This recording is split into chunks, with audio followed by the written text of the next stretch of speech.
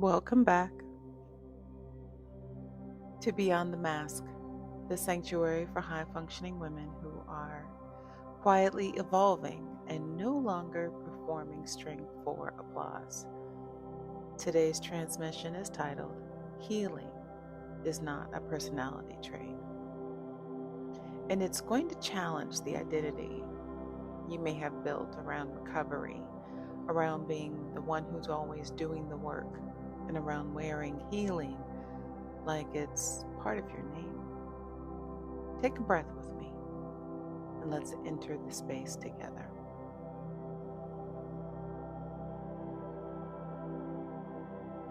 Addiction to the process. Let's name that shadow.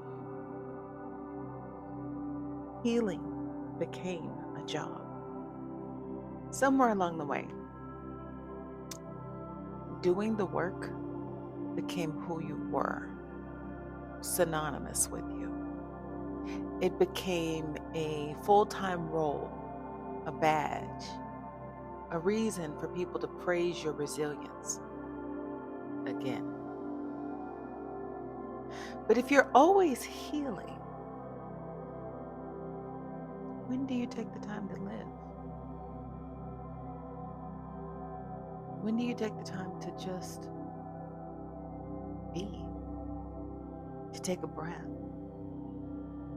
If you're always processing, when do you actually get a chance to play? Have you ever thought about that?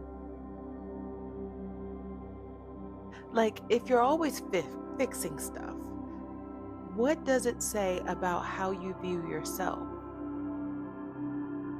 Broken by default? Now, I want to be straight up with you. Healing is necessary, but healing is not the goal.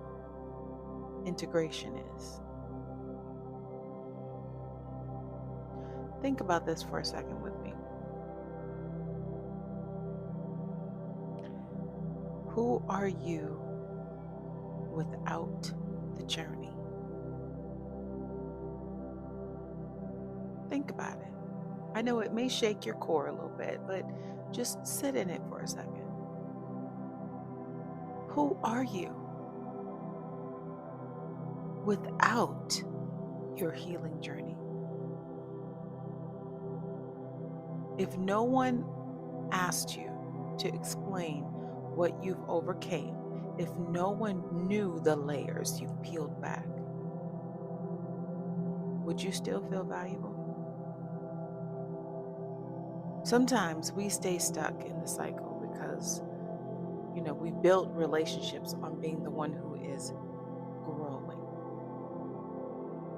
We unconsciously re-trigger that same trauma to stay interested, to stay valid, to, oh, I overcame X, Y, and Z. Oh, I did such and such and so and so, and da, da, da, da, da, da, da, da, da, and it becomes repetitive, and it becomes a record that never stops playing.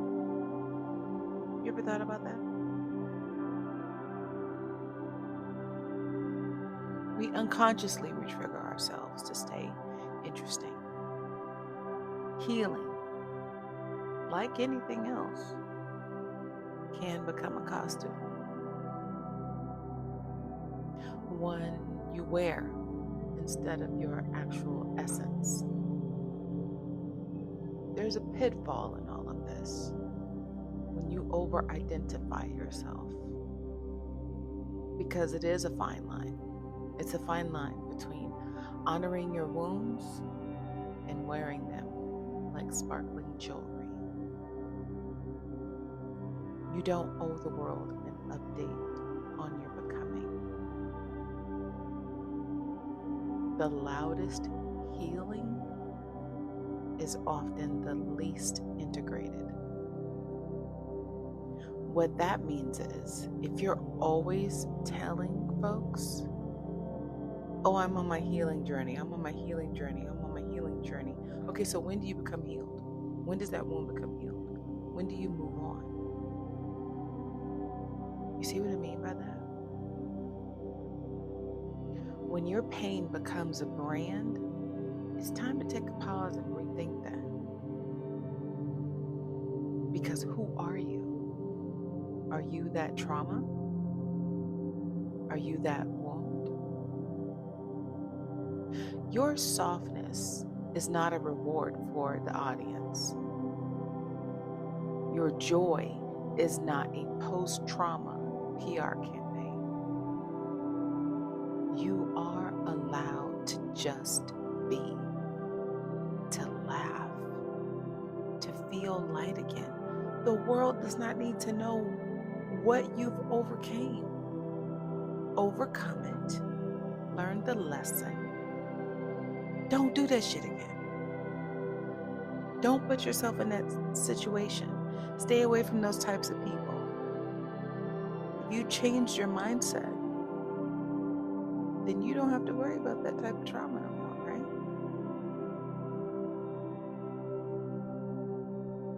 Let's dig into the signs that you're ready to release that trauma. Number one, you start to feel tired. Not because you're wounded, but because you've outgrown the narrative. It just doesn't feel right to you anymore.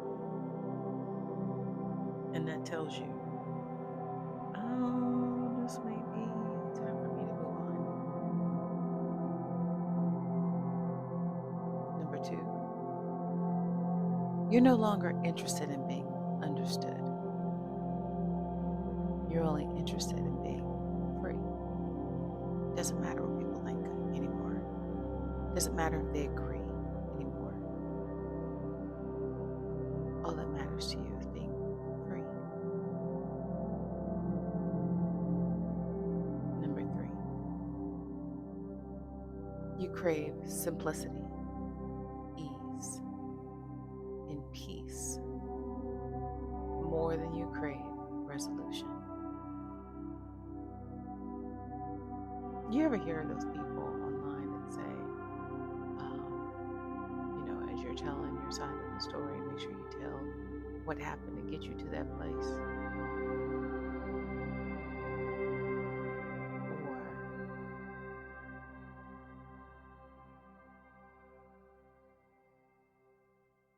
the fact that it doesn't matter anymore. I don't care what you say, because what you say is a projection onto me.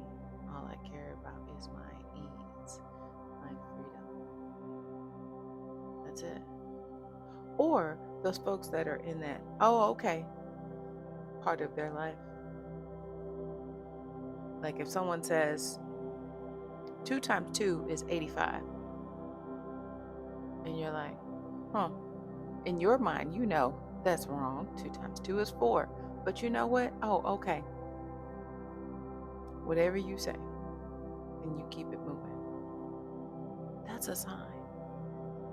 That's actually number 3. Number 4, you find yourself smiling again. And you will, trust me, if you're in the middle of some BS right now, you will smile again, I promise. I'm telling you from experience, you absolutely will smile for no particular reason. It'll just be a smile, and it'll be the most beautiful thing. You will smile again. They're not accidents. They're actually thresholds. I want to tell you what peace looks like, what happens after the healing, what the integration looks like. You'll have peace without explanation. You'll have boundaries without burnout. Love without loss of self. You'll remember who you are in the middle of beautiful love. And most of all, you will have joy that's not paid for in suffering. Ah, that was my favorite one to experience. You become the woman who doesn't talk about healing anymore. You embody it. You look like it. And you don't need to keep regurgitating what your trauma was because you no longer identify with it. You no longer have to even say, oh, I came over X, Y, and Z, because it doesn't matter. It doesn't matter. You move on. You take the record off of that record player. You no longer live in the recovery room. You live in the garden.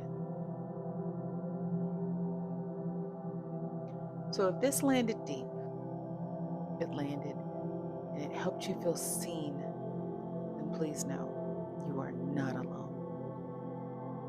Beyond the mask is a space where the healing ends and the embodiment begins. There's a sacred free gift waiting for you at the link in the description. Go download it. And if you're ready to go deeper, full catalog of voice-guided transmissions and offerings are there too. Your softness is sacred. Let it be witnessed. And I will see you next week. Until then, beautiful soul.